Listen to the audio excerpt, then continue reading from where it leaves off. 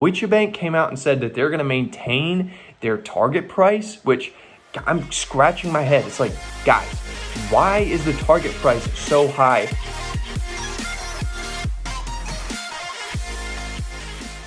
What is going on, guys? I hope you're having a fantastic day. Happy Friday to you. We have some wild news in the market, obviously. So before we get started, I want you to do a couple of things for me. I'm going to need you to drop a sub, hit the ravishing like button. It's going to enter you in to win an Amazon gift card once we get to 250 subscribers. That is when we are doing our giveaway.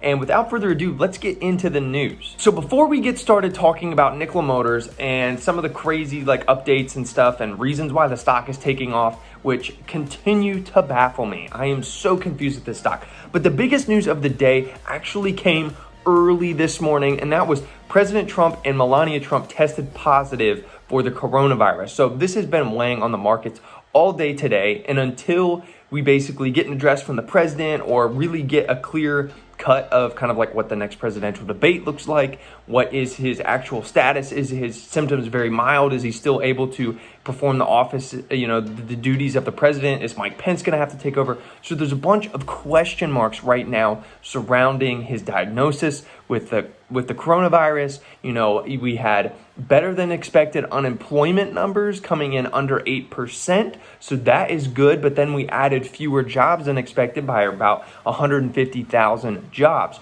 So that's another thing weighing negatively on the market. So we have a ton of uncertainty going forward. But knowing that and understanding all the negative drivers on the broader market in general, now I want to take that and now look at Nikola Motors as to better understand why they have been having a really good week. Like, they have seen some really good numbers this week as far as the share price gains and everything like that. And I think there's a few reasons for that. Don't agree with the reasons as to why they're gaining. I think it's a poor investor confidence, and reasons for getting in don't make sense to me right now. Not really sure what investors are thinking, or some of these hedge funds that are making moves in the stock right now. I think they're really just bottom feeding. So I want to give you a few points as to why I think Nikola Motors is doing well this week.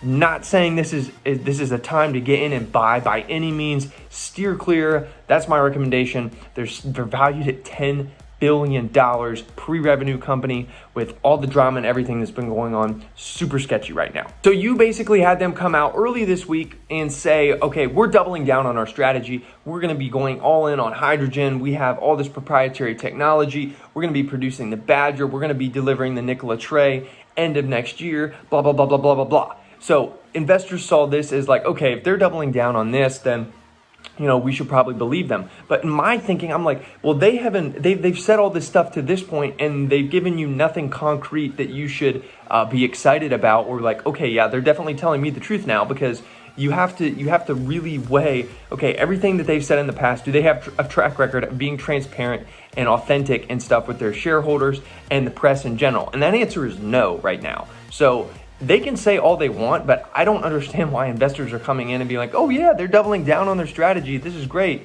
No, to me, this is red alarms going everywhere. It's like, okay, they have clearly not acknowledged the elephant in the room, and that is, all these things that they've promised and that they haven't delivered. And, one of those things that they haven't delivered is they haven't signed that agreement yet with General Motors. General Motors is slowly backing out of this agreement. They have, red flags have been going up everywhere. GM, they're probably going to renegotiate this deal and get even better slice of the pie, because, reputational risk for them. You don't want to be affiliated. If you're General Motors, you do not want to be affiliated with a company that has basically, sexual assault allegations with the former, founder, CEO, blah, blah, blah, lying to, the capabilities of all your stuff and whatnot. So, the delay in that, I'm not totally sure why investors are buying it up. The other thing that is helping the stock out, at least in the short term, is some analysts have come out, yes, and downgraded the stock, but then Deutsche Bank came out and said that they're going to maintain their target price, which I'm scratching my head. It's like, guys, why is the target price so high with such a high valuation? I think the valuation that they're putting on it is like $15 to $20 billion, pretty close to like double the current share price. So I don't get it. To me, that doesn't make sense right now. I mean, no sense. And then that on top of bottom feeders coming in and, thinking that they're getting a great deal, the company was at essentially all-time low since being listed under the NKLA ticker, since they've been on the NASDAQ. Obviously, earlier in the year, they were trading at like $10 when they went, through the SPAC route and stuff like that. So, they were technically at an all-time low. So, yeah, some bottom feeding is to be expected. But I think this is just short-term people who are optimistic. Pretty much all the bears are like, nah, I ain't touching this. Like, okay, whatever. So really all the volatility and all the positive that you can see is just going to the upside right now. Really, there's nobody selling because everybody at this point is kind of like in it for the long haul. So anybody getting in is obviously going to send the share price higher. Lastly, you have a bunch of speculation and people thinking that they're going to come and announce pretty soon that they have a new, partner for the distribution, spit it out. The distribution of their hydrogen network. So like getting that hydrogen network into place. And I will say, if this is one thing that they can do and they can actually figure out and deliver on, Nikola will succeed. Ultimately, like hydrogen is the play for them, but they have to find a way to make hydrogen cheap, hydrogen efficient, and then, put these locations in strategically around the United States where, it actually makes sense to drive hydrogen. So to me, people are reacting off speculation like that, similar to when you saw, them announce an OEM for the Badger. Their share price skyrocketed and then took a massive crater because people wanted to take profits. People called BS, and then you obviously had the Hindenburg report, and then all the other stuff that came along with that. So in general, I stay away. There is no reason. You have a broader market sell-off, right? So there's other names that you can go in, cherry pick at really good levels. Do not be getting in on Nikola Motors as the stock has now rallied like 20 to 30 to 40%. There's no reason to throw your money in now. It is 100% going to come back down to levels that we have seen. And to me, the delay of Nikola World, a bunch of red flags there. It's like, what doesn't even look like we're going to see the Badger before year end, which is something that they had promised adamantly. Trevor Milton said he was going to drive in to Nikola World 2020, this December with a functioning Badger and show off all the specs, all the capabilities. He was going to drink water from the thing. But guess what? They have now canceled Nikola World or postponed it until later.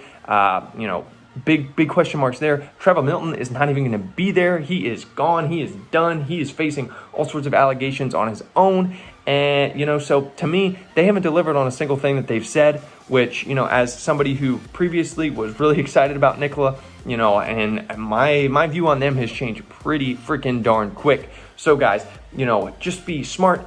Don't see this run up as, a change of fundamentals or anything like that, because it's not. It's just people bottom feeding, people speculating, people hoping that, some good news is going to come out of, their partnership with hydrogen networks, and then, their partnership with General Motors and stuff like that. So do not play the speculation game. There is plenty of reason to stay away from this stock right now until they can actually deliver on one thing that they say.